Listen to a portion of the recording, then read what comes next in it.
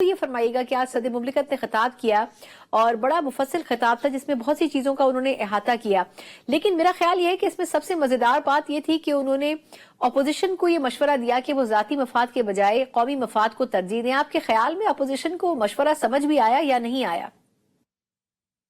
بہت شکریہ ثنا، میرا خیال ہے کہ آپ نے جو ایکسپلین کیا ہے ساری سمری ان کی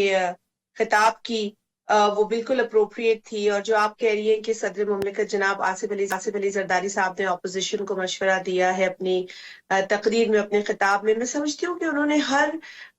اس ذہن کو یہ مشورہ دیا ہے، ہر اس کنفیوزڈ سوچ کو یہ مشورہ دیا ہے جسے اپنے علاوہ کوئی اور چیز زیادہ ضروری نہیں لگ رہی اس وقت، جبکہ پاکستان کے بہت سارے مسائل ہیں، عوام کو بہت سارے مسائل درپیش ہیں، دنیا دیکھیں تو بہت تبدیلیاں دنیا میں ہوتی نظر آ رہی ہیں، ان تبدیلیوں کا اثر بھی پاکستان پہ ہوتا ہے۔ پاکستان کے اندرونی جو ایشوز ہیں وہ اپنی جگہ ہیں، اور جو ہمیں ایکسٹرنل ایشوز جن کا سامنا ہے وہ بھی بہت سنگین ہے۔ تو زرداری صاحب نے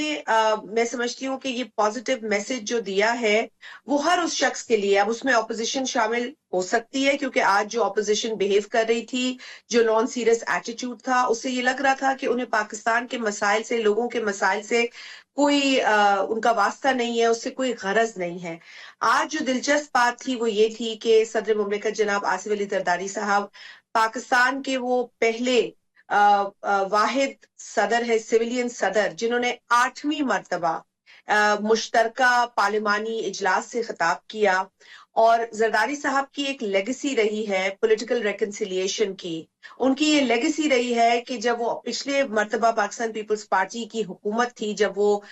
خود صدر تھے اور پرائم منسٹر بھی پیپلز پارٹی کے تھے، تو ایک بھی سیاسی قیدی نہیں تھا، کبھی بھی سیاسی بنیاد پر کسی سے دشمنی نہیں کی، کبھی بھی سیاسی انتقام لینے کی خواہش نہیں کی، نہ ایسا کوئی ایکشن کیا۔ تو زرداری صاحب نے ہمیشہ جو پولیٹیکل میچورٹی ہے یا جو سیاسی بصیرت ہے جو انہوں نے اپلائی کیا ہے اپنے آفس میں، وہ ہمیں اس وقت سے لے کے آج تک نظر آ رہا ہے۔ آج آپ نے دیکھا کہ باوجود اس کے کہ جو بھی ماحول کریٹ کیا اپوزیشن نے، جو بھی غیر سنجیدہ ان کی حرکات تھیں، اس کے باوجود زرداری صاحب نے اپنی تقریر پہ فوکس کیا، بڑے جو ہے کاملی انہوں نے، یقیناً ایک ڈرافٹ ہوتا ہے، اسپیچ کے پوائنٹس لکھے جاتے ہیں، صدر ہے پاکستان کے، ان کو ایک ٹائم کے اندر اپنی بات کرنی ہے، اور ہر بات کو وہ پہلے ہی جو ہے اس کو اسیس کر کے بات کرتے ہیں کہ جی میں نے اس موضوع کو بھی کور کرنا ہے، اس موضوع کو بھی کور کرنا ہے۔ تو وہ ساری ایک مفصل تقریر جو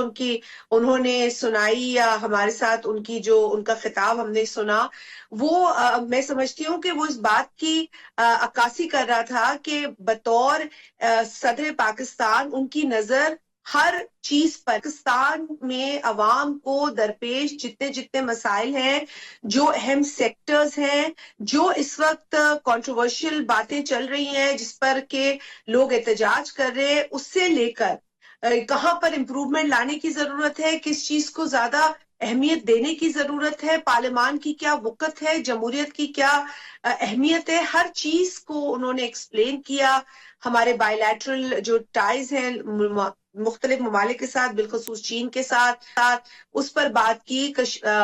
انڈین آکوپائڈ کشمیر میں جو کچھ ہو رہا ہے اس پر بات کی، فلسطینیوں کے لیے بات کی۔ تو میں سمجھتی ہوں کہ اتنی مفصل تقریر کاش کے اپوزیشن اپنا احتجاج کرتی رہتی لیکن سن ضرور لیتی، کیونکہ وہ پاکستان کے صدر ہیں، اور وہ جو بات کر رہے تھے وہ ایک ان کی اپنی ایک لیگیسی ہے۔ وہ جو 5 برس پہلے آفس میں رہے تو اس وقت بھی اپنے سیاسی مخالفین کو انہوں نے موقع نہیں دیا تنقید کا، کیونکہ وہ ہمیشہ ویلکم کرتے تھے کسی بھی سوچ ایڈوائس کو، کسی کی بھی سوچ کو، اور وہ کہتے تھے سب کو ساتھ لے کر چلو۔ تو یہ اس اپوزیشن نے، میرا خیال ہے کہ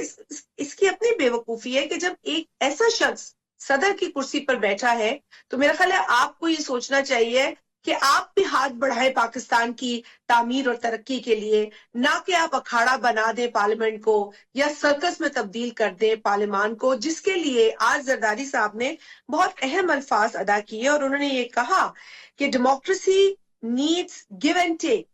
And what better place to work on collective goals than this parliament? Meaning कि parliament का role इतना अहम है कि हम इसी जमहूरियत को अच्छी शक्ल दे सकते हैं अपने काम के जरिए, अपने collective wisdom के जरिए, अपने collective effort के जरिए. लेकिन बस मैं कहूंगी कि ये opposition सिर्फ अपने ही नारों पे चलना चाहती है, बस वो एक ही शख्स के इर्द गिर्द घूमना चाहती है. इन्हें गरज नहीं है कि मुल्क की बेरोजगारी कहाँ जा रही है. आबादी का जिक्र किया जरदारी साहब ने कि बढ़ती हुई आबादी के मसाइल हैं. उन्होंने क्लाइमेट का भी जिक्र किया. कोई भी कंस्ट्रक्टिव बात इस वक्त की ऑपोजिशन नहीं कर रही. हालांकि इतना कुछ है जो ऑपोजिशन कर सकती है, तनकीद भी कर सकती है इस हुकूमत की पॉलिसीज पर, बट उसके लिए उनके पास वो एजेंडा नहीं है मेरा ख्याल है.